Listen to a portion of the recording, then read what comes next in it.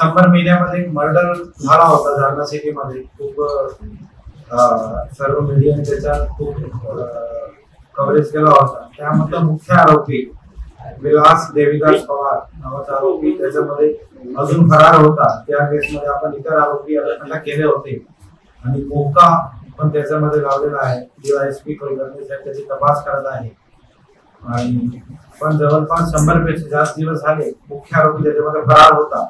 ते पोलिसांसाठी एक मोठा चॅलेंज होता. त्यासाठी आम्ही बराच प्रयत्न सुरू होता. ऍडिशनल SP लोकांनी साहेब स्वतः डेली त्याचा फॉलोअप करत होते. DYSP कुलकर्णी असो, NCBD खनाल असो, PM असो, सगळे त्याच्यामध्ये फॉलोअप करत होते. पण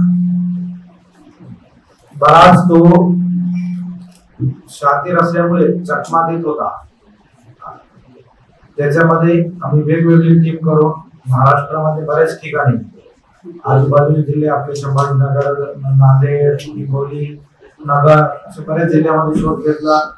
इव्हन कर्नाटक आणि पंजाब पर्यंत पण शोध घेतला आणि त्याचे लोक मित्र नातेवाईक सर्वांची प्रॉपर चौकशी करून तपास करून त्याच्यामध्ये ब्रेक थ्रू आम्हाला 3-4 दिवस अगोदर प्राप्त झाला आणि अमृतसर मध्ये ते होण्याची आणि एका आर्म्स ऍक्टचा म्हणजे अवैध आर्म्स त्याच्याकडे सापडले होते अमृतसर मध्ये, म्हणून अमृतसर मध्ये तो अटक झालेला आहे 3-4 दिवस अगोदर अशी माहिती मला प्राप्त झाली.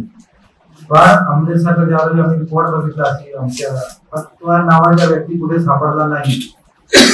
कारण त्यांनी ज्यावेळी नंतर चौकशी केली तर तिकडे खोटा नाव सांगून तो राहत होता आणि त्या खोटा नावावरूनच तो अटक झाला होता.